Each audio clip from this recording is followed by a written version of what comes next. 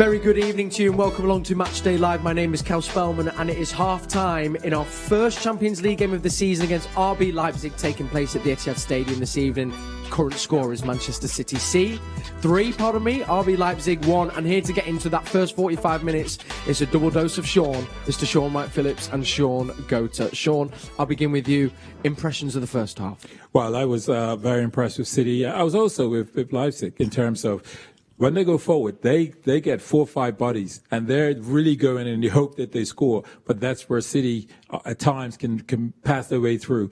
Really impressed because seeing Bruyne come into the scene as though he's never been away, passes, and you just think this guy is just unbelievable. But love what City's done. Like to see another goal to really just put this game to bed, and I anticipate that. We're going to highlight the goals in just a second, of course. I think just getting that extra goal right on the cusp of half-time, giving us that 2-goal margin, is going to be really important. But as you alluded to before we began the match, Sean, you know that they were going to come and play a certain way. They were going to be quick in the transitions. They did have the ball in the back of the net, granted offside.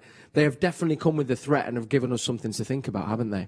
Yeah, they definitely have done. But at the same time, I was saying to Goltz while we was watching the game, they're not playing the way I expected Jesse to play and the way Pep assumed they would play. They haven't really been aggressive, and it's hard to shake off your DNA. Do you know what I mean? And you can see that City have taken advantage of that, having so much time on the ball and being able to pass it at their own pace. But it's what you're going to get. And he did the opposite to what we all thought. And it's like he said, the saying that, are you going to keep doing it? Yeah. Do you know what I mean? Yeah, and he's gone the opposite way, and I think they've paid a price. But like Goat said, that City have been fantastic. Apart from the goal that they conceded, that City have been brilliant and possibly could have had more. Just before we get to the goal, because, I mean, I just asked you there, Sean, you know, for the first 15 minutes, I always love to keep my eye on Pep Guardiola, just like to make sure he's okay. But he caught a very frustrated figure in the beginning of the first half. And I was trying to work out, because I thought, it's all right, it's 0-0. But you were saying that you think it's because we were kind of not moving the ball quick enough. Yeah, that's the gist of what I got from, so when you watch the game, if someone's deep, to find the little pockets of space and to get the ball to the likes of De Bruyne and Silva, where they can turn and put the right players into attacking positions, you have to move the ball very quickly, whether it's side to side or not. You have to move the team around, and the quicker you move the ball, the more likely chances are there will be those gaps and those cutting passes there. So that is what I can kind of think where he was going with it. But it just goes to show Pep always wants the best of you. Yeah. And that's what we always want to see. Well, the ball started moving quicker, and Sean, I'm going to come to you because first-class punditry always on Matchday Live. If you were watching before the show, we did a little focus on Nathan Ake coming into the team. One of the attributes singled out by Sean Gota was his heading, and who popped up with a goal? Yes, Nathan Ake. What we anticipate, again, in both boxes, defensively and offensively. And I always fancy him because, again, when I watched him at Bournemouth, he always managed to get his head on stuff and talk about defensively. And you just think this guy just puts himself in the right position. And offensively, he does the same. He gets his head on things, which means can he just get over the ball to put it on target? And that's exactly what took place. He's gotten over the ball, puts it on target, and we scored the goal. So brilliant, really plays with him and for him. Yeah, totally agree as well. So great, I think, for Nathan Ake to get on the goal scoring sheet there as well, especially after a kind of bit of an injury-ridden first season with us. So hopefully that will continue. Cut to our next goal. It was Mukiele, of course, for RB Leipzig with an own goal. Masterful, though, I think, from none other than Kevin De Bruyne with the ball in, because I think he just didn't. We had to do something. Unfortunately, it's ended up in the back of his own net. It's weird because me, Goats, you, and the whole of the City stand, as soon as he gets that ball in that position, we know he's going to whip in that cross. But the cross is so perfect that the keeper doesn't know whether to come, so he stays on his line. The defender doesn't know who's behind him, so instead of hooking it, he tries to cushion header it back to the goalkeeper, where the goalkeeper's gone kind of to the right of his goal and put it in a goal. So what are you going to do? You can't really do much, you know what I mean? When the ball comes in like that from a player of his standard, that's so hard to deal with. And I think as well, behind him, I think he was having to be wary of Jack Grealish. And I don't know if you've noticed this, but so many times Jack has just been hanging out left and has had so much space. And you've seen Kev trying to find him a couple of times. Once that starts coming off, though, Sean, I guess that's kind of the thing we were talking about before the game. You can try and double up on Kev, but then you're going to have Jack Grealish on the other side and he's someone else you have to worry about. Well, that'll be the wrong thing. If they try to double up on Grealish, then that's going to leave on the edge of the box someone like Bruyne. And we know how good a passer he is, how good a shot he has. And you're right. If we can find that ball to Grealish, we can see his strengths and qualities, running at defenders and moving the ball to he eventually puts it on his right foot because he's got a brilliant shot. And if they double up, he knows he can just screw that ball to his right, and then he's got the midfielders coming on. So I anticipate more of that, balls to Grealish, running in, driving into the box and creating havoc. You know what the other problem they got is they have to stay narrow, because if the fullbacks go out touch, then you have Bernardo in that space, they will just slide in, and you have Kevin De Bruyne on the other side, which it could be either of them, but they have to stay narrow. So the quicker City do move the ball, the quicker they can get it out to them before they have time to get out and press them. Absolutely. Then, of course, it was at 2-0. We're thinking this is a great first 45 minutes, but then Nkunku came through with a brilliant goal. I think it was well worked from Leipzig. Probably not what City expected. Could we have done a little bit better in defending that and stopping the ball from going in the back of the net, Sean? Well, again, it was kind of sloppy in the terms that everything was close. There was short passes. We seemed to get little challenges on it, but nothing clear. And in the end, when it comes through, they're able to stick it away.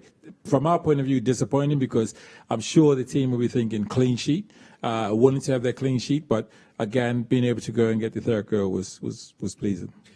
I asked because you said, first of all, it looked like kind of the ball. I was asking, should Zinchenko have maybe done something to clear it? And it looked like because it was that bit too high, that's why he maybe didn't jump. I wondered then, though, is it then difficult for Ake to preempt that cutback there to the RB Leipzig or to Nkunku to then head it into the goal? I'm not really a defender to say for sure, but the way it looked for me is that if Ake tries to anticipate that, then he can header it straight across from the space where he's just come from, basically. So he has to kind of wait and then react after. But I think the head back comes so flat and so quickly, he had like a split second to decide, to be honest with you. Yeah, absolutely. So it was looking like we were going to be going in at half-time, 2-1, all to play for, and then up stepped Riyad Mahrez for a penalty. I mean, we were all watching it here and we were like, who takes the penalty? I mean, I think he answered that question, didn't he, Sean? Yeah, I actually said keeper's right. Sean said no, keeper's left. Oh, wow, it was top corner. Yeah, wasn't it? It was top corner. I mean, it's a beautiful penalty.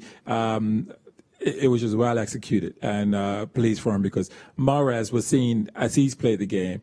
I think he plays in a different rhythm in how he runs, how he beats. But it's just the end product is still quality.